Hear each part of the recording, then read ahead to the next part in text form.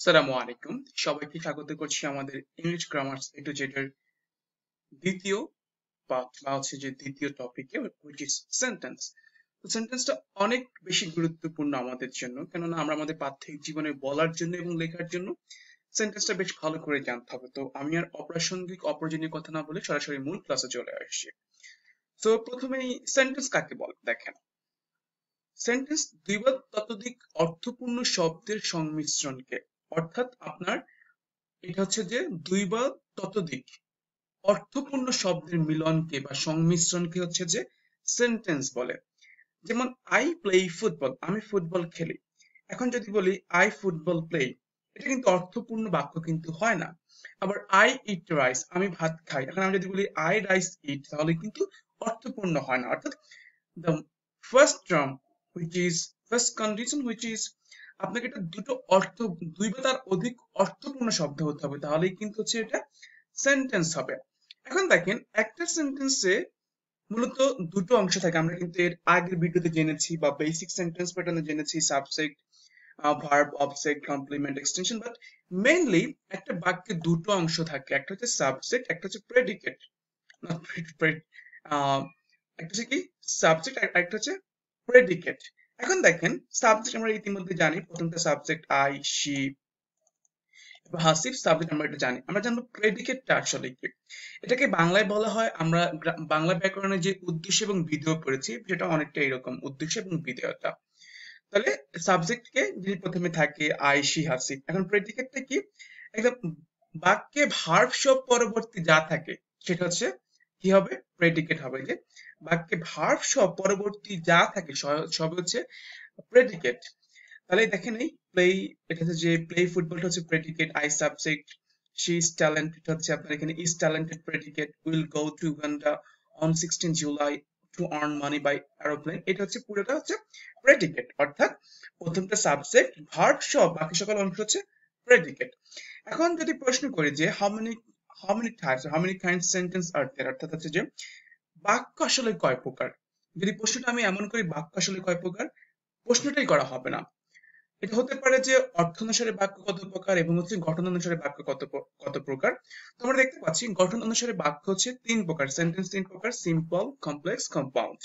এবং অর্থ অনুসারে হচ্ছে বাক্য পাঁচ প্রকার, assertive, interrogative, imperative, objective, exclamatory. তো আমরা আজকের ভিডিওতে বা ক্রমান্বয়ে হচ্ছে আমরা প্রথমে অর্থ অনুসারে জানবো, যেটা আমরা অনেক বেশি ব্যবহার করি বলার ক্ষেত্রে এবং লেখার ক্ষেত্রে। দ্যাটস আমরা প্রথমে অর্থ অনুসারে জানবো এবং আমরা পরবর্তীতে হচ্ছে যে সিম্পল, কমপ্লেক্স বা গঠন অনুসারে আমরা পরে জানবো।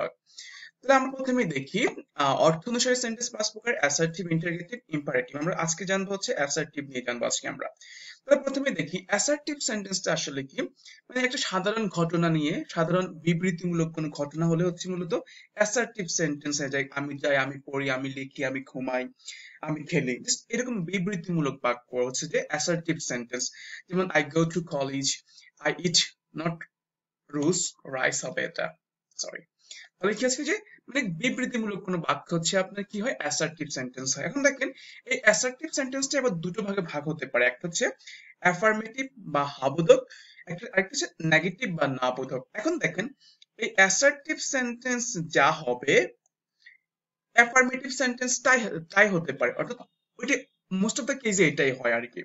তাহলে আমরা এখানে জানবো অর্থাৎ হা বোধক অ্যাসার্টিভ সেন্টেন্সে যা হয় অ্যাফার্মেটিভও তাই হয়।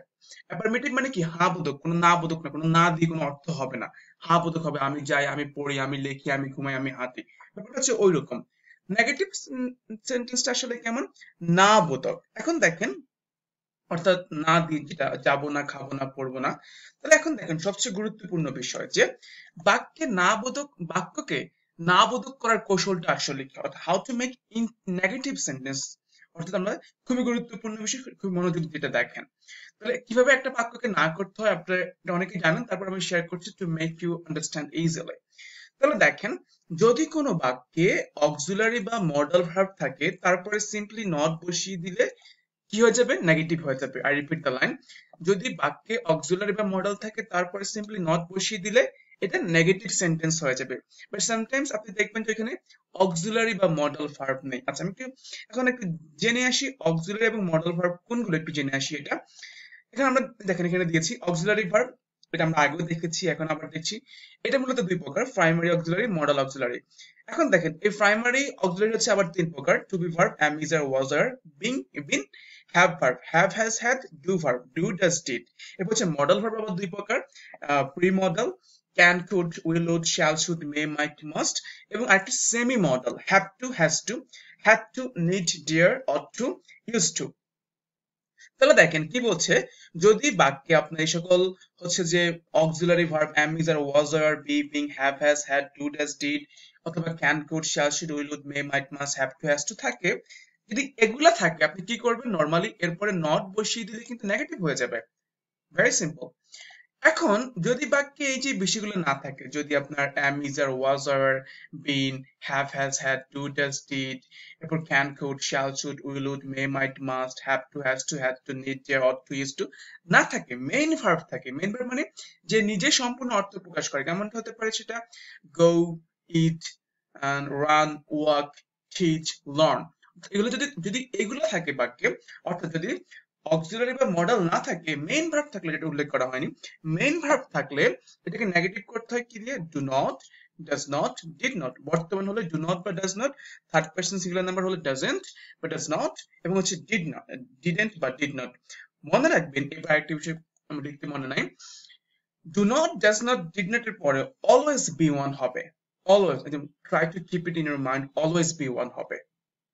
তাহলে আমি যদি আরেকবার বলি, বাক্যকে নেগেটিভ করার নিয়ম বা হচ্ছে যে নাবুদ করার কৌশলটা আসলে কেমন হয়, অক্সিলারি ভার্ব বা মডেল ভার্ব থাকলে এরপরে নট বসিয়ে দিবেন, আর যদি অক্সিলারি বা মডেল না থাকে, মেইন ভার্ব থাকে, তাহলে জাস্ট সিম্পলি আপনি মেইন ভার্বের আগে, I repeat the line, main ভার্বের আগে do not, does not, did not, অতীত হলে ডিড নট, বর্তমান হলে ডু নট বা ডাজ নট বসাবেন, এরপরে অলওয়েজ বি ওয়ান হবে। তাহলে আমরা এটা দেখেছি আপনার অক্সিলারি দুই প্রকার, primary auxiliary, modal auxiliary. Primary auxiliary আবার তিন ভাগে ভাগ করা হয়েছে, to be verb, am, is, are, was, are, have verb, have, has, had, do verb, do, does, did। Modal verb, pre model, can, could, will, would, shall, should, may, might, must। Semi model, have to, has to, had to, need, share, ought to, used to। এখন আমরা কিছু উদাহরণ দিয়েছি, তাহলে আমরা হচ্ছে negative করতে কি আমরা সেটা আরো ক্লিয়ার হয়ে যাব। তাহলে কি হচ্ছে এখানে, আই এম আই স্টুডেন্ট, তাহলে এখানে আমটা হচ্ছে অক্সিলারি ভার্ব, এরপর নট দিয়ে দিবেন, নেগেটিভ হয়ে যাচ্ছে। Ramisa is a good student, তাহলে জাস্ট আমরা কি করবো, জাস্ট ইজ এর পরে একটা নট দিয়ে দিব, নেগেটিভ হয়ে যাবে। এটা হচ্ছে auxiliary. Saima is a creative girl, তাহলে জাস্ট এই ইজ এর পরে কি দিব, একটা নট দিয়ে দিব, is not a creative girl. Samia can do debate, Samia debate করতে পারে, জাস্ট ক্যানটা হচ্ছে মডেল, এরপর একটা নট দিয়ে দিবেন, হয়ে যাবে। এরপর আই গো টু উত্তরা, দেখেন এখানে কিন্তু কোথাও am, is, are, have, has, had, এরপর হচ্ছে যে can, could নাই কিন্তু, তাহলে এটা এখানে হচ্ছে go আছে, মেইন ভার্ব। তাহলে আপনি কি করবেন, জাস্ট go এর আগে যেহেতু এখানে I ফার্স্ট পারসন, তাহলে do not দিবেন বা don't দিবেন, এরপরে জাস্ট be one তে দিয়ে দিবেন, তাহলে কি হবে, I don't go to Uttara.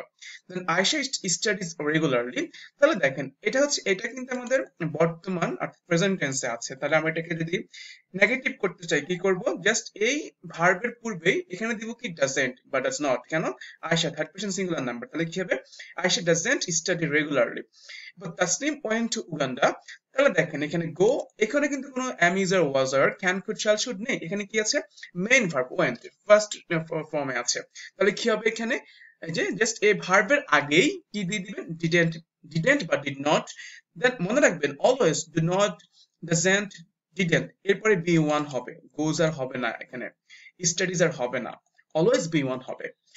So yeah, that's all about for the time being. আশা করছি আপনি সেন্টেন্স কি বুঝতে পেরে গিয়েছেন এবং সাবজেক্ট প্রেডিকেট বুঝতে পেরে গিয়েছেন। প্রথমটি সাবজেক্ট, এরপর হচ্ছে ভার্ব সহ বাকি সকল হচ্ছে যে প্রেডিকেট। এবার আমরা এখানে দেখেছি সেন্টেন্স মূলত হচ্ছে যে গঠন অনুসারে তিন প্রকার, সিম্পল, কমপ্লেক্স, কম্পাউন্ড, অর্থ অনুসারে পাঁচ প্রকার। আমরা এটা আজকে দেখেছি অ্যাসার্টিভ। অ্যাসার্টিভ হচ্ছে আবার দুই প্রকার, অ্যাফার্মেটিভ এবং নেগেটিভ। অ্যাসার্টিভ যা অ্যাফার্মেটিভ তাই হয় মোস্ট অফ দ্য কেসে, মানে হ্যাঁ বোধক আর কি। যখন আপনি নট যুক্ত করবেন সেটা হয়ে যাবে নেগেটিভ, ওইটা হচ্ছে অ্যাসার্টিভ সেন্টেন্সের মধ্যেই পড়ে।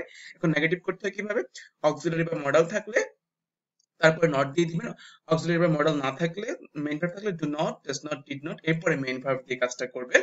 দেন আমরা এখানে হচ্ছে যে অক্সিলারি দেখেছি কোনগুলো, অক্সিলারি ভার্ব কোনগুলো দেখেছি, মডেল ভার্ব কোনগুলো দেখেছি।